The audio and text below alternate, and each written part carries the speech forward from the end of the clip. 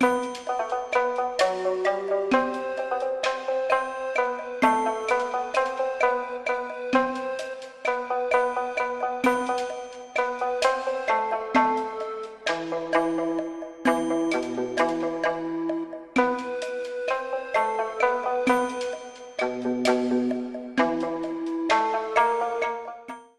everyone, this is Mr. Brass, and today is the start of my new series on nihilism. As you know, I'm a moral and existential nihilist, and in this I'll be going over the work I've read on the topic of moral nihilism, giving my take and I hope to inform others on the topic. Let's get some basics out of the way, such as first order and second order moral and ethical statements. First order deals with distinguishing good and bad dispositions and giving a broad principle that provides a framework for judging situations, i.e. like the idea we ought to minimize suffering of sentient beings. Second order deals with things on the meta level, i.e. what is going on when someone gives a first order statement, like does it indicate that what we decide on, or is it just a discovery? J.L. Mackie in his book Inventing Right and Wrong, he went into both the content and the status of ethics. I'm more of a second order moral skeptic in the sense I hold strong moral views, while I acknowledge they are simply attitudes that I've formed through lived experience. I don't deny the first order, i.e. that I distinguish good and bad according to a general principle, and through my societal norms in general, but I do deny that there is an objective meta view of it. We as a social species have developed the ability to ascribe natural descriptive differences between kind and cruel actions, but there is not a difference in values. It isn't a hard fact that kindness, in a descriptive sense, should be rewarded. As a moral skeptic, I don't believe in objective morality, aka that moral values can be outside of human opinion. Morality is often incoherent, and I do believe I can explain why this is so. I will note that as a moral skeptic, that just because I deny objective values, that doesn't mean that I have to be committed to any one view of what moral statements mean or what their equivalents are. A problem of goodness I noticed is that it is what goodness is can't be solved by just knowing what the word good means, sort of in the same way how perception can't be adequately answered by finding out what the words see and hear mean. No simple focus on meaning will adequately explain moral terms. I'll also point out that a nihilist like myself doesn't have to deny their objective evaluations relative to my standards. Like for example, dog shows, as these can be good only insofar as they satisfy certain desires. We should also distinguish between hypothetical and categorical imperatives, where if you want to win a race you ought to run fast would be a hypothetical imperative based on the assumption there's a causal relation between the two. In a hypothetical imperative, the oughtness is contingent on desires. You ought to run under categorical imperatives would be true irregardless of your desire to do so. I accept hypothetical imperatives but deny categorical ones. I hold that valuing is a human activity and there is no need to look for them outside of human activities, as ethics is more about knowledge than choices and whether an action satisfies a desire. Also, we must recognize that there are several patterns of objectification traces which could explain how even if no such objective values existed, people might still firmly hold to the belief. In the course of the next vids, I will be going into error theory, which says that belief in objective values is built into ordinary moral thought and language, and that holding to this ingrained belief is false, showing that variability of starting points of moral thinking and dependence on ways of life, how objective moral values would have a metaphysical peculiarity if they would have, in which they would have to be intrinsically motivated and action guiding, how such values could supervene on natural features, and how would you know this value entities with their links with said consequential features. Well, that is all for today. This is Mr. Brass saying goodbye and get wise.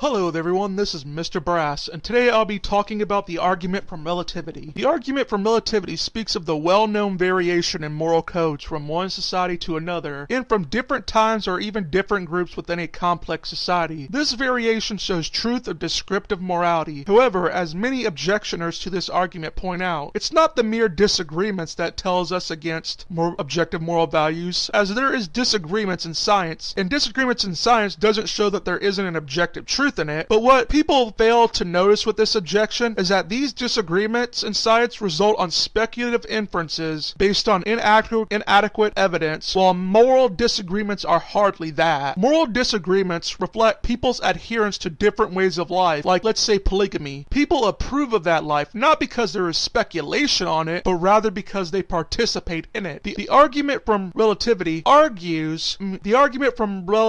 allows for moral reformers whom went against the norms of their society, but that these are merely an extension of the ideas of moral behaviors that were simply arising out of their already existing ways of life. It has more explanatory power to say that variations in moral codes are more explained by the hypothesis that they reflect ways of life rather than perceptions. Objectivists claim that morals aren't specific moral rules, but very general basic principles which are recognized in societies of all kinds. These principles will express themselves differently from community to community, but it's still true that they hold to them. To this, I find this more or less embodies ideals where things are only objectively valid and contingent to other things, and if they were different actions would be needed. This is far from what we think in ordinary moral thought. People judge things that are good and bad not because they exemplify a general principle, but because those things arouse a response in them in accordance to their way of life, which they respond to others differently. Overall, the radical diversity of the goals of men actually pursue and find desire in makes it hard to believe that such pursuits results from an imperfect grasp of a unitary good. Well, that is all for today. This is Mr. Brass saying goodbye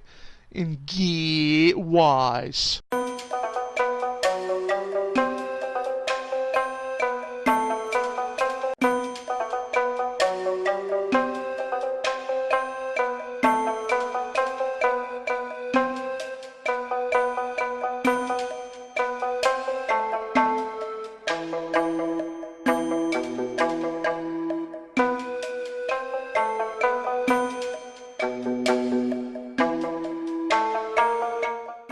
Hello everyone, this is Mr. Brass, and today I'll be talking to you about the argument from queerness. The argument from queerness has two parts. One part epistemological and the other metaphysical. If there were objective values, then their relations would be of a strange kind, and would be different than anything else in the universe, and if we were aware of them, we would require a special faculty of moral perception, which is different than how we come to know everything else. None of our ordinary accounts of the senses or logical constructions will provide a satisfying answer. An objectivist will have to add that we have a special intuition, and the only counter is they can appeal to a comparison, aka to the fact that things like our ideas of essence, numbers, along with necessity and possibility, are also unable to be empirically accounted for. If there is a faculty that discerns truth, it is also the source of new ideas of so many sorts. Why can't there be one for the rightness and wrongness of things? However, as J.L. Mackie has shown, there can be satisfactory accounts of most of these things in empirical terms. As Hume has pointed out, reason, aka all sorts of knowing and reasoning, can't be influencing motive of the will. Overall, an objection has to postulate value features of a different variety than that of which we are associated with, and of the faculty and relations to it which allows us to detect it. The argument from queerness can be further brought out by asking about how anything that supposedly has objective moral quality is connected to a natural features, i.e. one is connecting the natural fact an action is causing pain for fun and the moral fact that it is wrong. Logical or semantic necessity doesn't explain it. The wrongness is assumed to be consequential, but what in the world is signified by the because in the statement? Is it wrong because it is deliberately cruel? How do we know such a relation outside of the fact we've been ingrained with it from sociobiological evolution? It would be simpler to simply postulate it as a subjective response rather than add on a faculty reality of which we empirically can't know about. Claims of "you can't do this" fail because they are embedded in ordinary moral thought and language and are presented along with relations to desires and feelings, i.e. means to an end. We should be able to tell how the belief in objective morality has become established and how people don't like hearing it isn't real. On the subjectivist view, objective values will be based on attitudes which the person recognizes and responds to. As Hume stated, our mind has a way of spreading itself to external objects, and using this, we can understand that the supposed objectivity of morality arises from a projection of moral attitudes on the external world, aka a pathetic fallacy. Wants and demands come into place as we tend to call good what we desire. We reverse the direction of dependence by making a desire dependent on good instead of goodness on desire, which comes from the fact desires have attributes which make it desired. Words such as ought are just hypothetical imperatives mixed with the desire. Another thing that helps us explain objectification of moral values is that ethics is a law in which the legislator is removed, which could have developed from an assumed system of Christian divine law, which is a feature embedded in modern European moral concepts. What ought to be done could be seen as a relic of divine commands. Aristotle and Plato focused more on the good than the oughts. As many philosophers on atheist and theist side have argued, it is that the non-Aristotelian concepts of moral obligations and duties, along with oughts, are survivals of the belief in divine law. Of course, this wouldn't be the only factor, but would be a significant factor amongst many others. In regards to human purpose, one can ask what this objectively descriptive rightness of a true goal is, and how is it linked to the descriptive goals and the actual fact that it is to an extent an actual goal of human surviving and striving. Richard Joyce defends error theory in his book The Morality Myth in a similar way. The assertion that you in general must not steal is wrong not because it is good to steal, but because it employs predicates like morally good as a property which is absent from this world. Morally forbidden in this sense denotes mundane, unproblematic notions of interpersonality which undermines moral discourse. With non-moral uses we tend to impose things onto the world, such as the case with the winning move of chess, i.e. they are subjectively prescriptive of our desires, but on moral cases such as moral strength we say the concept is just there, i.e. is objective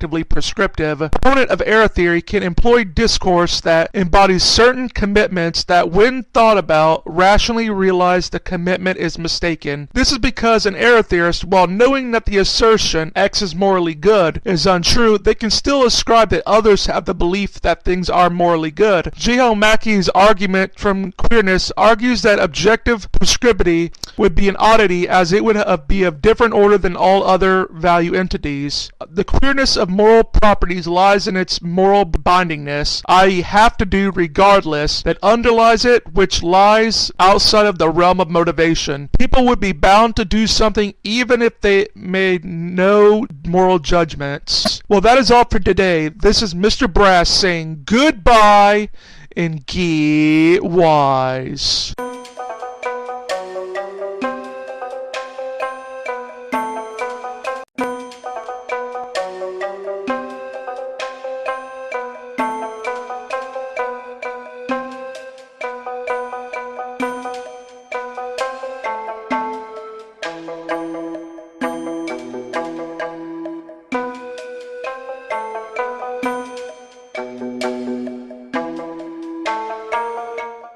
Hume's law, aka you can't derive an ought from an is misleading and can be challenged, as within an institution such as playing chess with someone, one can take is statements which conceal pure facts, can derive imperative oughts and moral ones by simply noting that someone who doesn't play the game of chess specifically will not get anyone to play with them, and they won't be playing chess if they invent more rules to it. Oughtness, much like the concept of meanness, is something we get through an analysis. Oughts can be derived from is by forms of reasoning in languages, and it's this view that makes no inroads with moral skepticism. Oughts also have many meanings. Epistemic oughts refer to the reasons one has for expecting an outcome, like how a guy ought to pay back money they owe. It's like a demand came about by the situation. Hypothetical oughts refers to like you ought to catch this train if you want to be on time. And an institution is like social practices that center around the making of promises, and that behavior that supports it underlines the notion that people are coherent persons through time. They will have rules or principles of actions which people in it use to guide and enforce behavior on others, along with social expectations. Our notions come from speaking in context of an institution, and we create a natural error once you get out of that institution. Universalization can be brought up, and some of the issues with it. Universality is like when someone says that a certain action is morally right and wrong and ought to and ought not to be done, which sets themselves up to take the same view about similar actions. The question is, does this principle itself impose itself as a constraint on moral judgment and what is acceptable? One must know that in practice no two cases are alike, and even if they were, they would be numerically different because it would be two events. Numerical differences are more easy to rule out because let's take for example the saying that something that is wrong for you might be wrong for me. This only makes sense because there is a qualitative difference between us two, not merely just because you are you and I am me. Moral judgments can contain proper names and be universalizable by replacing singular terms with general descriptions of persons and their relations, and apply consistent judgments on things with that description. This is first-order universability. It is often said that if we say any genuinely universalizable prescription is moral, we must commit ourselves to endorsing all maxioms that pass the test. This is only the case if we confuse moral as a descriptive term with its use to mean morally good. It's possible to recognize something as morality, to do so without any inconsistency to degree radically with one's first-order judgment statements. It's specialty words. Universality isn't a logical thesis as the consequence of both a descriptive and prescriptive moral terms. Even if it were a logical thesis, the idea that actions are to be guided by maxium passing judgment is a substantive, practive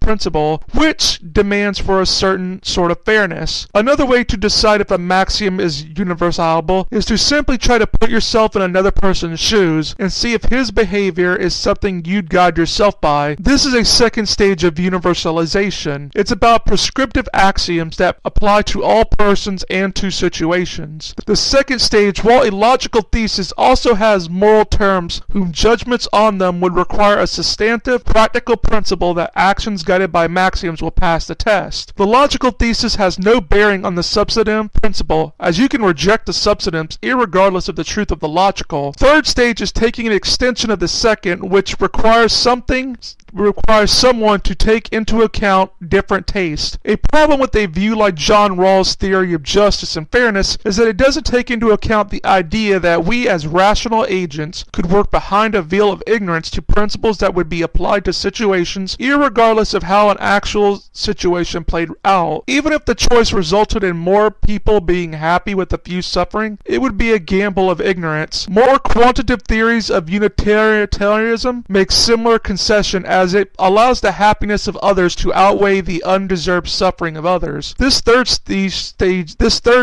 logical thesis would be wrong as we aren't constrained to give equal weight to all ideas. Objective values would also go against it, as having objective validity of one's ideals gives a strong reason not to adopt others. Next up, I believe that we should distinguish between morality and rationality. Some moral actions could always be rational, however it wouldn't follow automatically the rational action to do so was moral. There can be actions that are moral to do but not rational, and vice versa. To show this, let's look at the ambiguity between moral rightness and moral permissibility. Number one, every rational permissible act isn't morally obligatory, as you could just have a rational indifference to something. 2. Every rationally obligatory act isn't morally obligatory, as you could be compelled to do something because because of X and find out you couldn't do it and you wouldn't be obligated to do another action just because of lack of being able to do the thing. 3. Every rationally obligatory act doesn't have to be morally permissible, as you can be both rational and immoral at the same time. Joel Marx gives an example of this by using an analogy of a burglar having to choose between keeping the money he stole or saving the life of a drowning boy. It would seem morally impermissible to let the boy drown, while also seeming irrational to save him. What the burglar would be doing by saving the boy is listening to his conscience, but not by his reason. 4. Every rationally permissible act doesn't have to be morally permissible for the same reason as 3, aka that you can be rational and immoral at the same time. 5. Every morally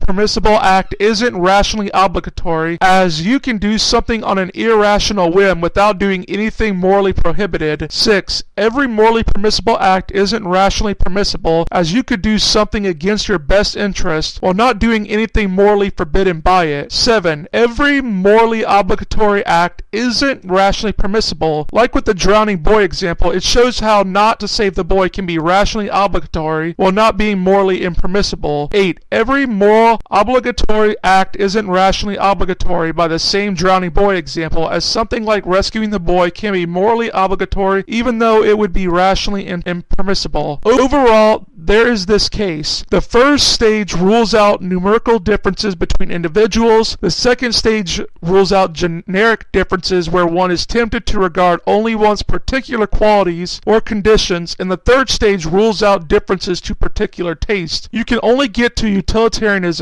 by accepting all three stages, but I've shown that it is easier said than done. A nihilist like myself may take morality as an institution question. We can't endorse a prescription that resists first stage universalization, but it doesn't give us universalizable maximum superiority to non-universalizable ones. Well, that is all for today. This is Mr. Brass saying goodbye and get wise.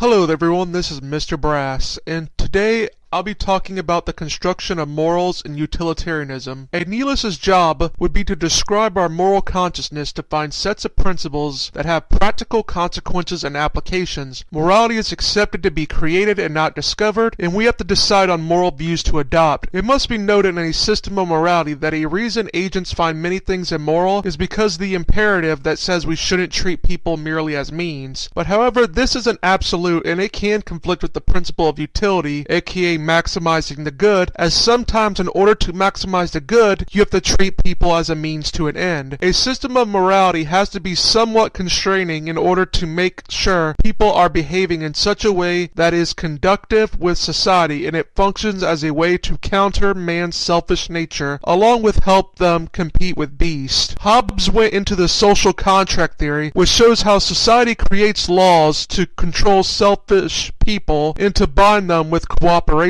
Hume pointed out that justice is an artificial value and a negative one at that. Justice exists because malice people exist, and if they didn't exist, there would be no need for laws of justice. A more natural form of Protagoras societal system can be put into place, i.e. adios, for morals, sentiments, and respect for obligations, and Dyke, which cover the formal rules and political rules for law. These constraints assured the flourishing of human well-being, and a more utilitarianism approach is put into place. There are many views of utilitarianism, like act utilitarianism, for example, which says an action has a choice between actions and that the right act is what produces most happiness for everyone. This has problems as it doesn't make clear why we should exclude any creature that feels pain, whether this applies to those whom are currently alive or who might be alive later on, and whether we we should prefer a large population of moderately happy people and a small population of very happy people. Is it totality of happiness that matters, or is it the average? Also, is it even possible to measure pleasure and pain? It cognitively doesn't make sense as well, because when you distribute happiness in a person, you generally have a person who would rather have a period of misery followed by happiness instead of vice versa, even though the pain and pleasure is equal. As proponents like Mills realized, aka that such utilitarianism would be impractical, as even within a small population, it's too much to expect efforts of all members to be directed towards promoting well-being of all, and it becomes more improbable as you increase the size. Another form of utilitarianism is rule utilitarianism, which makes general happiness indirectly the criterion for right action. Basically, one deduces things that give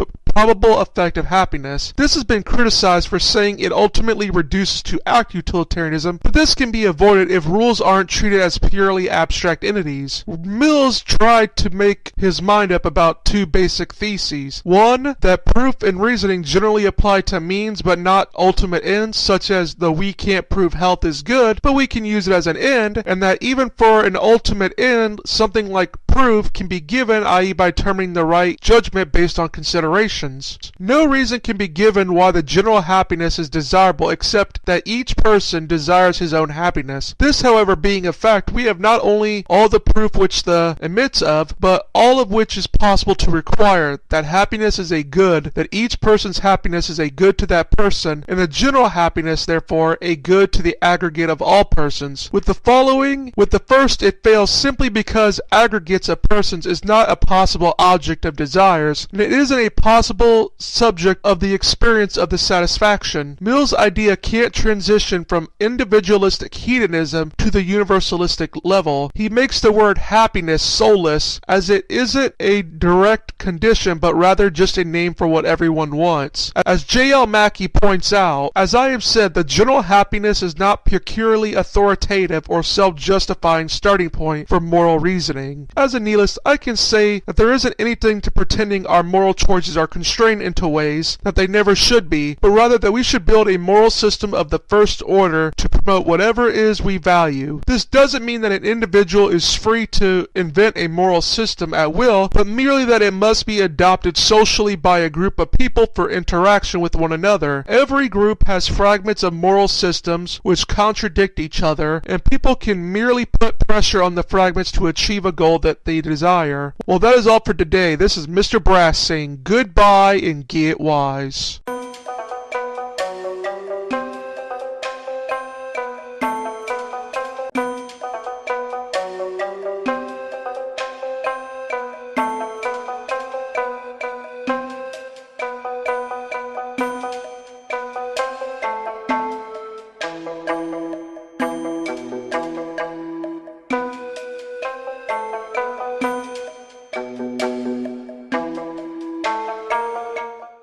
Hello everyone, this is Mr. Brass, and today I'll be going over the construction of the good. G.L. Mackie combines some elements from the non-utilitarian and consequentialism and deontological philosophies in order to construct a good. One component of it is to grasp the extreme unfairness in distribution of advantages of people, where this distribution isn't distinguished from fairness or unfairness of procedures that led to the distribution. Fairness of distribution is a non-utilitarian consequential good, and fairness of procedures falls under deontologically. This is merely a framework through where we don't need to put our values as supposed happiness or claim that it is objective and everyone has to embrace it. Different individuals and groups will have different ideals which determine their morality and the actions dedicated by the endeavor they see worth pursuing. This may cause conflict with those who have different ideals, so a way of putting constraints on the way moral systems is needed, which gets into universalization. First, the denial of moral privilege for another is necessary in order to fulfill its function of countering bad effects of limited sympathies, and asceticism is also needed. This makes it not a logical thesis but a practical function. Principles that give persons advantage based on the characteristics will also have to be eliminated in order for agreements that benefits according to how a society endorses them an equal weight to held ideas needs to be factored in. This can be helped by maintaining procedures for behavior. Since we can only have probable knowledge of consequences, it is better to say we should do what we can do with good care to maximize satisfaction as a secondary principle. Next, the principle of double effect is in play, which goes back to Aquinas, which distinguishes means on one hand and side effects on another. Aquinas talked about how unless someone is acting with authority for common good, they are prohibited from doing certain things. This can be seen with how a doctor can give pain-killing drugs to a patient to relieve pain, even though this will accelerate the patient's death, but he can't give a drug to a patient to just kill him, just to prevent him further pain. Means and side effects are different on this worldview. A good life will be one that seeks to satisfy interests by pursuing activities in a way which others approve of. I don't believe in the notion that a good life of man is one of universal brotherly love and selflessly pursuing happiness like how humanists and Christian moralists espouse. I'd say love and hatred should be accepted, but with stipulations to them. There are no self-subsistent rights in my worldview, but people can speak in a moral system and make claims of entitlement, which the system will support or deny, and choose whether or not to impose it. Liberty is that the system doesn't forbid them to act in a certain way. Specific rights can't be determined on general rules, and recognized rights shouldn't be absolute, as rights can only be determined by an ideal. Locke's principle of man having exclusive rights his own person and labor has problems, as if a man works while he has value will be partially due to labor. The natural starting point is dependent on the availability of resources which isn't exclusive to the man. Due to this, it wouldn't be smart to adopt simple principles on that basis of acquiring goods from labor. I propose to get past this, which would be to say that a man is the rightful owner of something's value by following a labor principle. Property ownership is a many simple and non-absolute rights, which are determined by what the owner can do with a property through a common application of principles adopted by a society. Well, that is all for today. This is Mr. Brass saying goodbye and get wise.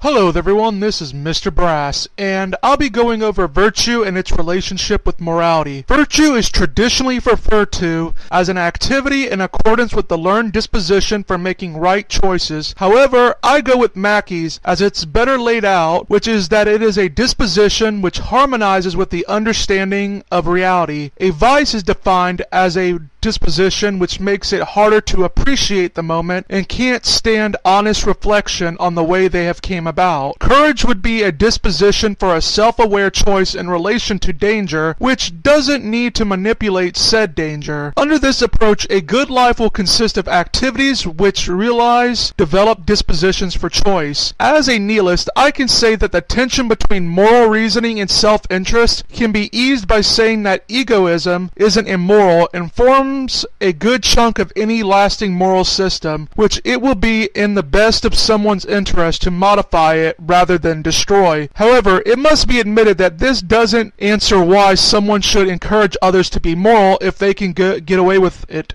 But a complete answer isn't required. A person who evades on special occasions a morality he professes and encourages will get losses in psychological discomfort. Personal identity through time functions more as an institution which is aided by a contingent desire for one's own future welfare. Our moral feelings come from evolution. An ethical framework of duties can be given from the institution held by a group which would include those at a disadvantage if anything anything for selfish reasons. However, we need extensions to morality, i.e. flourishing of well-being, to function for the people who won't be able to fight for a moral claim, which comes naturally from our disgust at cruelty. Also, because we like the flourishing of human life, we will also like the flourishing of non-human life, if not for anything but selfish wants. To help animals would be to restrict actions humans do to them. Moral principles and ethical theories affect many areas of life, and it isn't founded on just good and bad, but also choice, intention, and responsibility. Causal determination undermines reality of choice and responsibility. Well, that is all for today. This is Mr. Brass saying goodbye and get wise.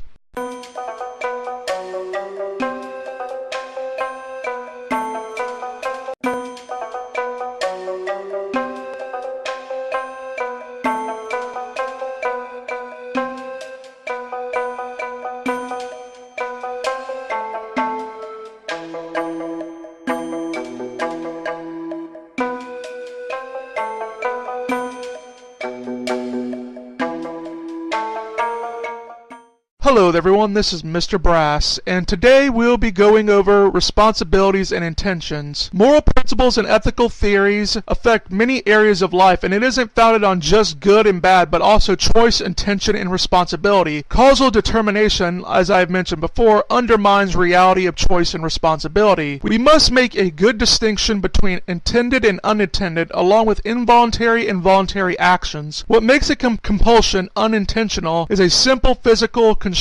An intentional action is an act that is both directly intended and carried out for its own desire or to meet a desired end. One can only intend to do something one believes one can and will do. It doesn't need to be performed on its own, but it has to accompany an activity that does it. One can attempt to do something where the causal process ensures that some action is fulfilled, but it doesn't fulfill the intention. An action is voluntary if it is directly intended, aka allows the agent to move toward fulfilling an intention. We tend to have a rule of responsibility that aligns with our legal tradition of mensra, and the rule is an agent is responsible for all and only his intentional actions. This law can be diverged from, as we do hold people responsible for unintended actions. To talk about responsibility, determinism has to be brought up as it undermines it. As J.L. Mackie describes determinism, the determinist thesis is that for every event there is an antecedent sufficient cause, that is, a temporally prior set of occurrences and conditions which is sufficient in accordance with some regularity for just such an event and which leads to it by a qualitatively continuous process. This could be falsified if two antecedent situations that were alike in all relevant ways had different outcomes. Determinism can be supported by the fact that voluntary human actions requires motives, and the explanation of an act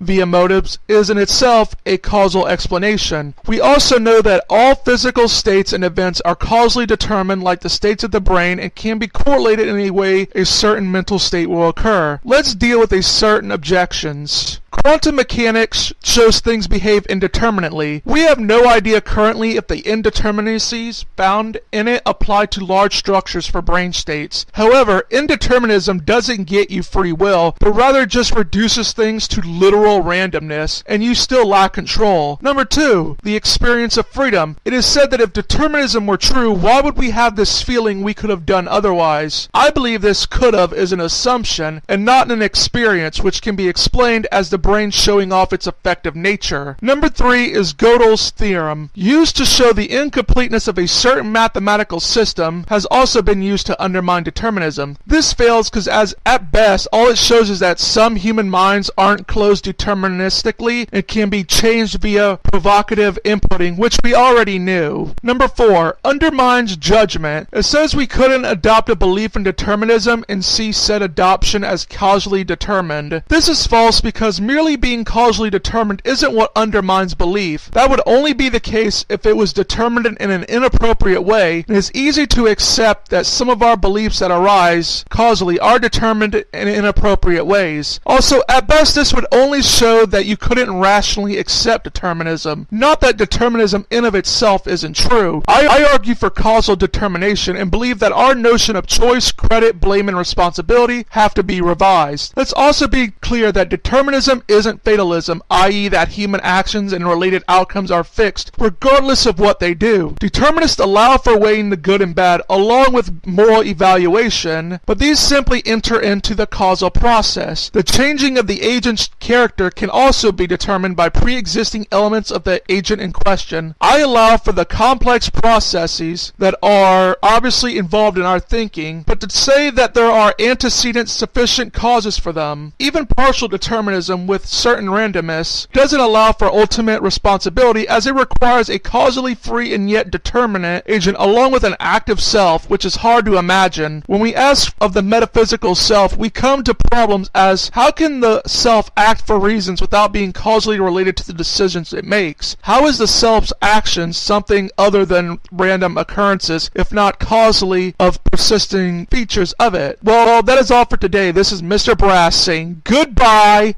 get wise.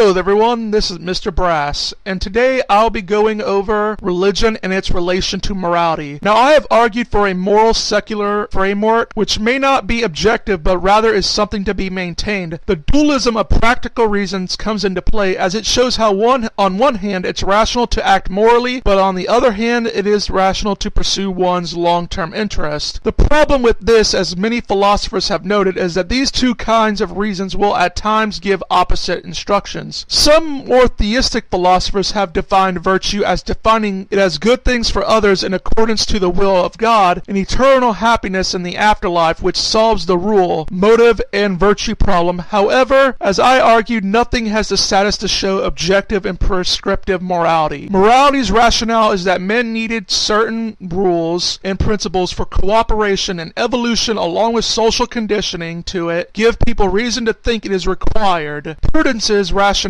is that man recognizes he's more likely to flourish if he has care for another's welfare. It's selfish desires. The problem for divine command theorists is that unless they have reliable and explicit revelation of commands, they would be in no better position than a secular moralist whom use the empirical data as well. A secular moralist, I do believe though, has problems of their own, as secular morality doesn't have a plausible account that connects to morality. Things like Kantian categorical imperatives, as such as to not treat people as means, is without grounding. Sociobiological evolution offers a description that fits the bill and is thus objective, makes objective morality unneeded. Often the Euthyphro dilemma is brought up. This says, does God love what is good, or does he command what is right because it is good, or right, or is it good or right because he loves or commands it? The problem with the dilemma is that it assumes that moral qualities come in one piece, like they have to be assigned to one another as either independent or wholly constituted by God's will, which is unjustified. It might be the case that there is one kind of life best for human beings that will help them reach full satisfaction. Certain rules and conduct from this would be what is required to maintain this, and this would be hard facts independent of the command of God, but would be the product of the will of God. God, making men as they are, would give them proper dispositions and require men to live in this appropriate way. This would be hard facts, and while the moral facts would not be completely accessible to direct investigation, they wouldn't need to, as God would know this and has revealed explicit instructions to them, in which case they can look back on these to infer it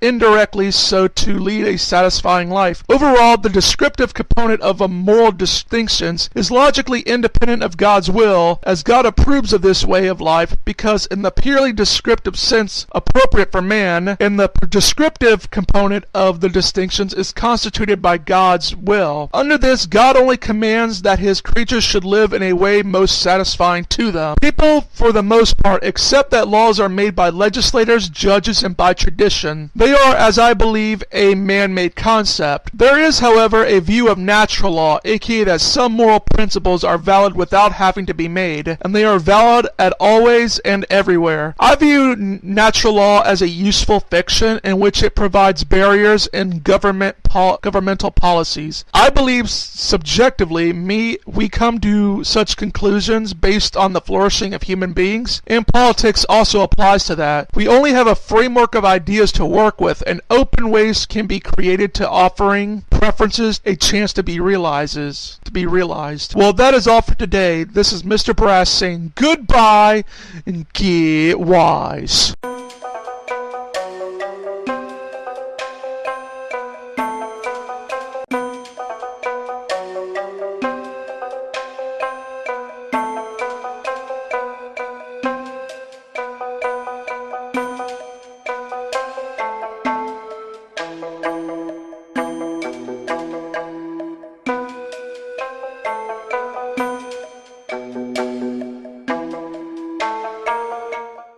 Hello everyone, this is Mr. Brass, and today I'll be talking about the argument from grammar. There are arguments for meta-ethical normative standards, which is what Joel Mark argues for in his argument from grammar. The argument from grammar goes like this. Grammatically speaking, the right thing to do is to use isn't instead of ain't for the contraction of is not. Therefore, you should never use ain't for the contraction of is not. And you can translate that to the following. Morally speaking, it is wrong to deceive someone for purely personal benefit. Therefore, you should never deceive someone for purely personal benefit. The key thing is the use of the word speaking, as it is a sans phrase which shows the invalidity of the inference. While it may be true that something is bad, that doesn't mean you ought not to do that bad thing always. Morally speaking, it is wrong to deceive someone for purely personal benefit. One should always do the moral thing. Therefore, you should never deceive someone for purely personal benefit. This can be converted to an explicitly valid inference with the following. Morally speaking, it is wrong to deceive someone for purely personal benefit. One should always do the moral thing, therefore you should never deceive someone for purely personal benefit. This categorizing of morality doesn't answer the question of what is the foundation for morality, but rather comes as a brute fact of the universe, which we intuitively know, but this isn't true as shown before. However, with all this says is that it should be noted that we can define a person's independently of morality contrary to what people believe. Well, that is all for today. This is Mr. Brass saying goodbye and get wise.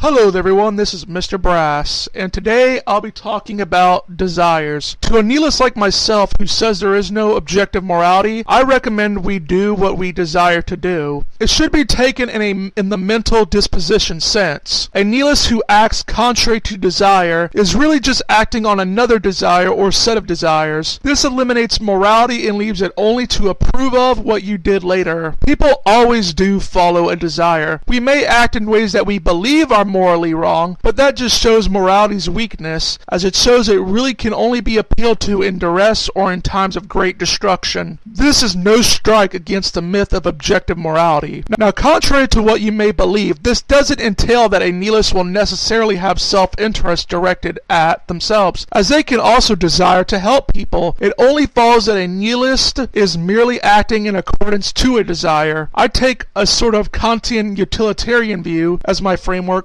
where I believe in its utility and not using another as a means to an end. I adopt it because I want to, and I find it to be a useful fiction. However, when confronted with an action I find distasteful, I do so by trying not to get offended, as that requires a moral assessment, which requires a property of right and wrong, when in reality I want to just give the action the property of eliciting a displeasure from me. Completely non-moral. I believe that we also put value in people in relation to their desires, and similarly obligations come in accordance with one wants. If you want X, you should do Y. People have tried to save morality in many ways, but I feel that they have all failed. Moral constructivism by question begging in its methodology, moral relativism by incoherence, and moral naturalism because it makes an unlikely unanimity of moral intuitions and assumption. It is far better to assume that all moral beliefs are false. This cuts through the is-ought problem by saying there is no ought, as what we call morality isn't based on right and wrong, but rather desires which are determined like everything else in the universe. There is the question of motivation about things, where it is necessary and a priori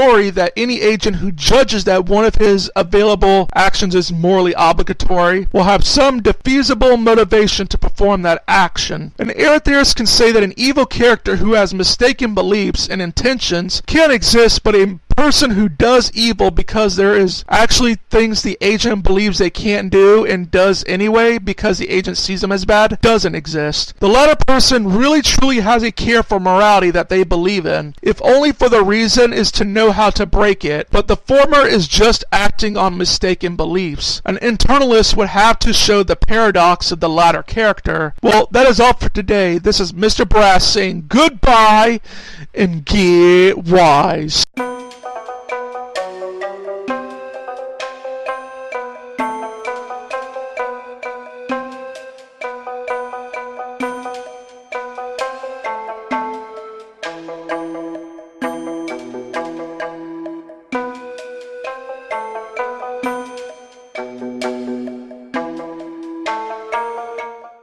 Hello everyone, this is Mr. Brass, and today we'll be talking about fictionalism. Think of a fairy tale writer whom writes about elves but doesn't believe in them, and doesn't use it with a more demanding force. Fictionalism is more of an advice-based approach that should be considered when examining a cost-benefit analysis. Morality as we know it is a myth, aka in the sense that while it is a false narrative, it is one that we hold dear. It's an active force that binds a group together. Like the many ancient cultures, they weren't interested in treating the stories as history or as cosmology, but were rather interested in describing the world in a non-conventional way. With morality, we may carry on endorsing moral claims and allow them to influence us, while not believing or asserting untrue things by accepting them rather than believing them. To show this, let's think about the European explorers whom found Polynesians using a concept named tapu, which we now call taboo, but tapu had a much different meaning than taboo and doesn't fit with it. Taboo meant a metaphysical uncleanliness that resided in objects which passes on to others like a virus which can be cured by rituals. We would now say that no judgment involving the statement X is taboo is true because nothing has the property of being taboo. It would be a defective framework which serves the Polynesians well. Like with taboo, morality is something which is used by a large group of people who make non-negotiable propositions in, which plays a role in whether or not it goes through a translation and the propositions are false. You can say, however, that statements about X believes morality is true, but morality in of itself is an error. Fictionalism entails that one is carrying on moral discourse not because they believe it, but because it is useful to do so. To be a moral fictionalist is to be like a person who takes joy visiting Disneyland and pretending the characters there are real. Now, such fictionalist is not deceiving themselves because they can snap out of it, but they are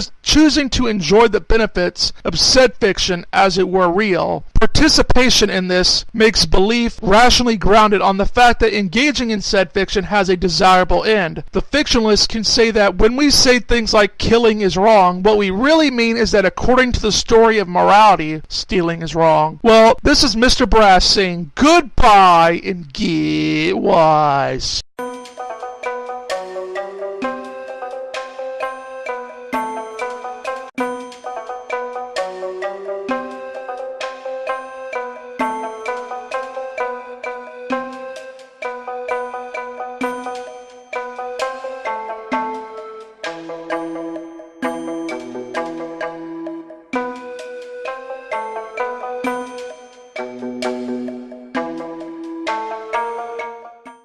Hello everyone, this is Mr. Brass, and today I'll be talking more about error theory. Richard Joyce in his book notes how error theory gives two steps of argumentation, such as what conceptually does the word mean and to see if there is anything that meets its propositions. While this necessarily makes moral judgments neither true or false, this is not to be compared to the non-cognitivist position. Error theorists and non-cognitivists differ on the assertions. Non-cognitivists don't believe moral assertions are used esoterically and instead are to express a disguised command or approval, while an error theorist says that it is used esoterically, but they fail to state truths. Moral inescapability is something we recognize. When getting into an argument with your partner, with your parent as a child, you might say, "But why mustn't I do what's wrong?" In which case the parent will say, "Because you mustn't." We can give reasons why they shouldn't do that by appealing to reciprocal behavior,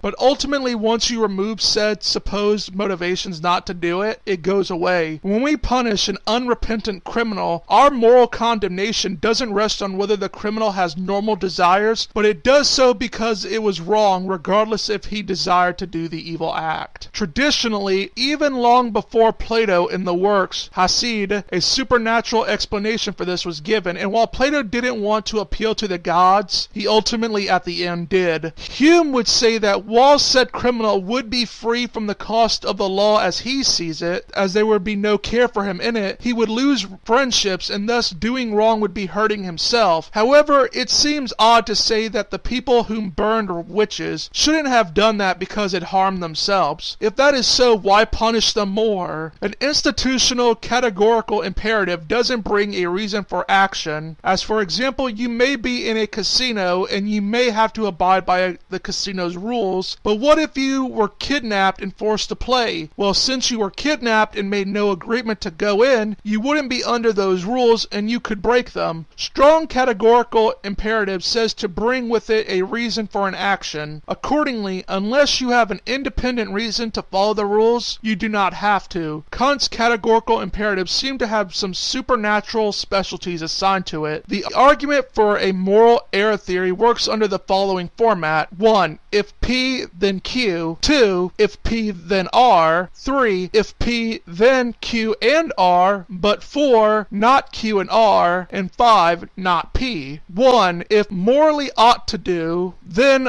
X ought to do Y regardless of what his desires and his interests are. If X morally ought to do Y, then X has reason for Ying. Therefore, if X morally ought to Y, then X can have a reason for Ying regardless of what his desires and interests are. But there is no sense to be made for such reasons. And 5, therefore, X is never under any moral obligation. 1, 2, and 4 need defending. 1 can be defended on the grounds of the criminal example. Premise 2 can be defended by Mackey's platitude about speaking within a normative institution, and this seems to contradict 4, as it is said that they can reject weak institutions, but this is not so because you have a reason not to do that, as you are under no obligation to follow institutional rules if you are not part of the institution. Well, this is Mr. Brass saying goodbye and get wise.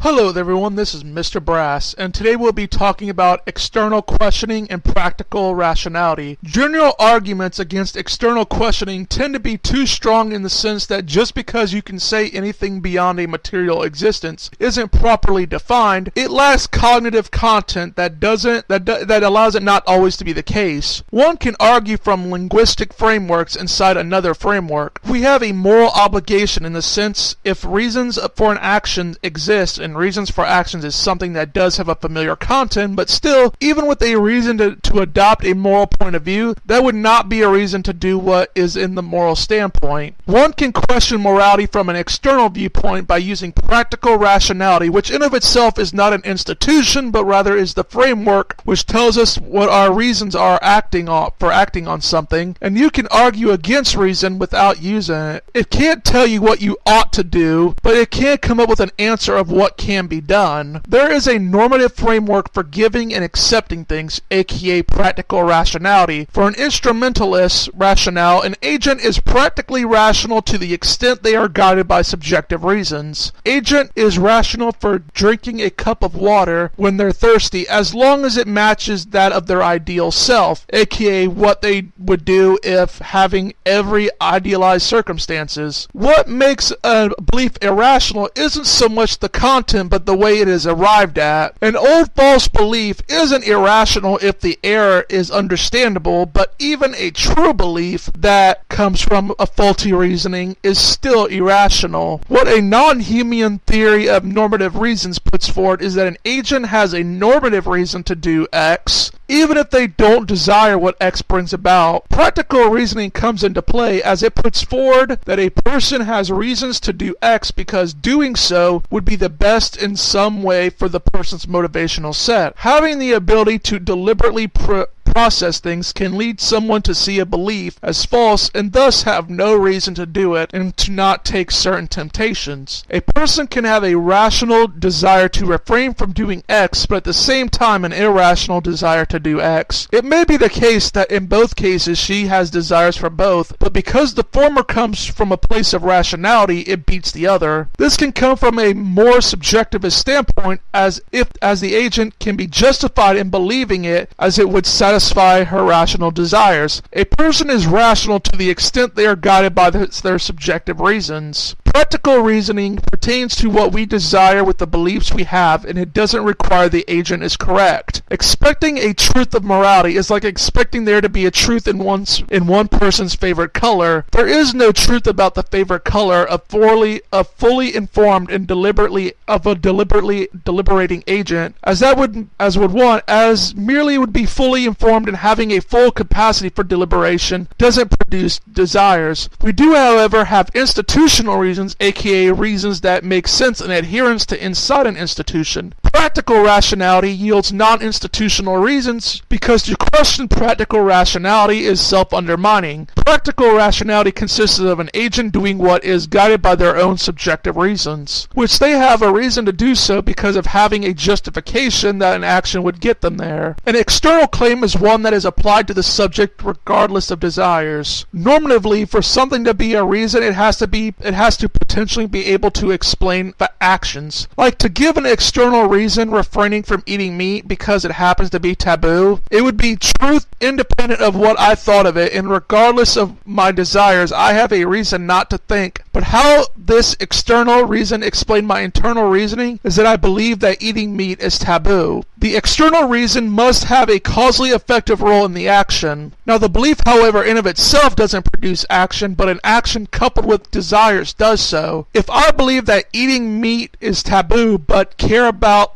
if me caring about that won't stop me from eating meat. External reasons like institutional reasons can be accepted, so it doesn't all have to be internalized. My only issue is with the external reasons that claim to transcend all institutions. We may say that a person morally ought to act in a certain manner. We are implying that there is some transcendent reason to do that action regardless of desires and interests, when there is no such reasons. Moral judgments are untrue not just because they ascribe reasons to people who have no reasons, but also to people who have reasons to as counterfactual situations are in order. One may ask, why do we employ certain strong imperatives, and what has led people to commit said error in moral reasoning? The reason for this is natural selection, as we've evolved to organize the world into moral concept in order to help better survive and propagate our species. We don't just desire things, we feel like we ought to desire those things. We feel a sense of regret when we failed to act to satisfy a desire, and this shouldn't be confused with guilt, as guilt is when someone believes they acted in a way they shouldn't have. Also, one must recognize that this sympathy we have with others doesn't constitute a moral sense, but rather just regret over unsatisfied desires, but our language just makes it seem like we ought not to do something. Merely disliking an action doesn't make a moral system, as even primates exhibit that. As gone over, this moral sense is attributed to God, but actually comes from evolution. Well, that is all for today. This is Mr. Brass saying goodbye and get wise.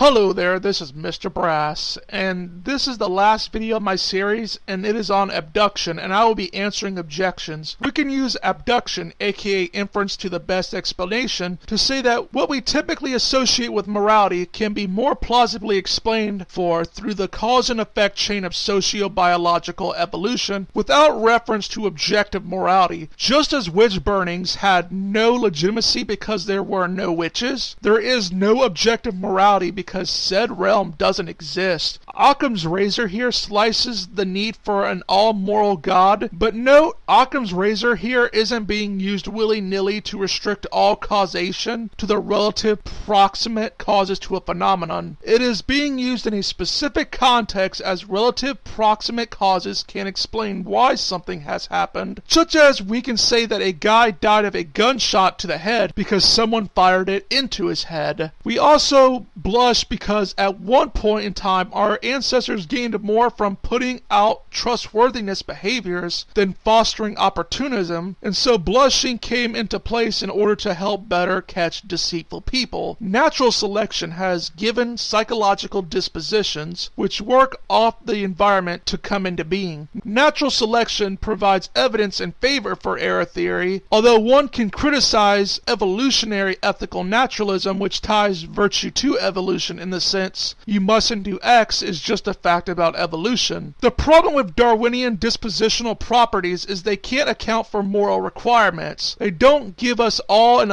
active desire to promote well-being, but really we are formed with the ability to have that desire. A serial killer could have the disposition to favor well-being of his community, but it is possible an upbringing left it underdeveloped and unnoticeable. However, one claim that needs to die on the opponents of naturalism on the moral issue is the naturalistic fallacy. It is fine to say pleasure is good in context of both identity and prediction. Predication in the sense that something that as A, B, C properties may be called D under the right conditions, while also an identity claim such as H2O is water. Richard Joyce gives the following example of what naturalists claim. Naturalism. For any X is a type of thing towards which humans by the process of natural selection are disposed to have attitude A if things of type X are morally good. The is in this one is of a biconditional nature but can be rewarded into a identity with property names. Thus it could be a posteriori claim like water is H2O, or priori like knowledge is a justified true belief, both of which are valid. The posteriori stance, commonly used by evolutionary success theorists, don't work because there is more going on than just the properties, and there is specialness assigned to the morals. It's not enough to find a property had by all moral terms, but it doesn't give the inescapable requirement which morality is predicated on. Another thing that must die is the genetic fallacy when it comes to moral discourse. You see, morality as an evolved trait undermines it, and error theory shaves starts off moral theories with Occam's razor, as it is only explaining the how and why we make moral judgments through evolution, and is not saying whether or not they are right. Because evolution tells us how we evolved to make moral judgments irrespective of their truth value, then clearly we can save moral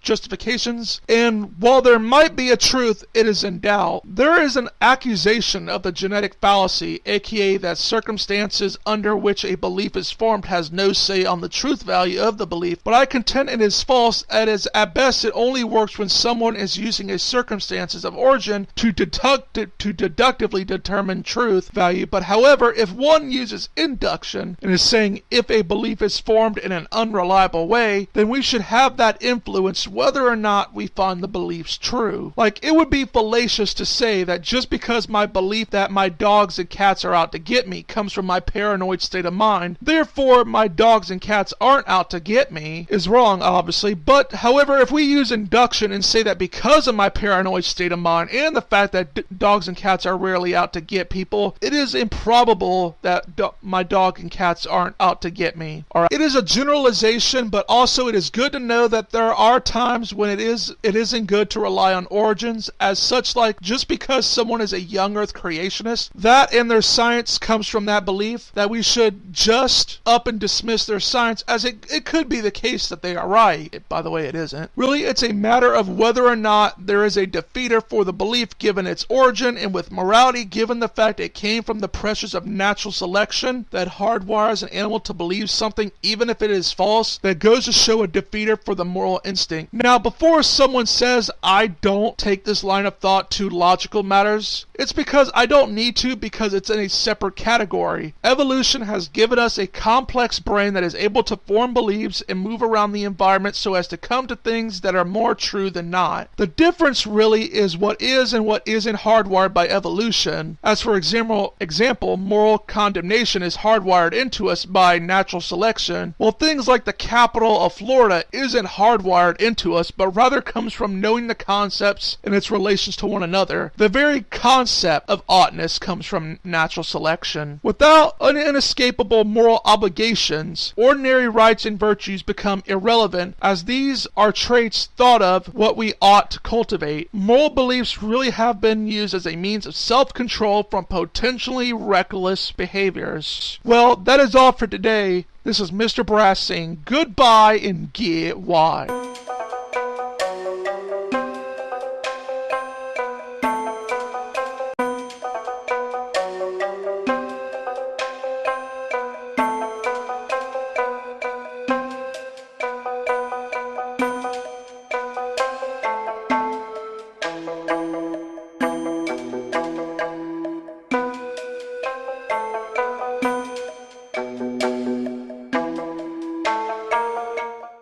Hello there everyone, this is Mr. Brass, and this is the end of my Nihilist series. I hope you enjoyed my videos. I put a lot of work into reading the materials and getting a good grasp on my own Nihilist position on morality. I'm sorry if it took so long to make the series, but it took a while to read the materials and write a script. I also had to deal with the holidays and family matters. Well, that is all for today. This is Mr. Brass saying goodbye and get wise.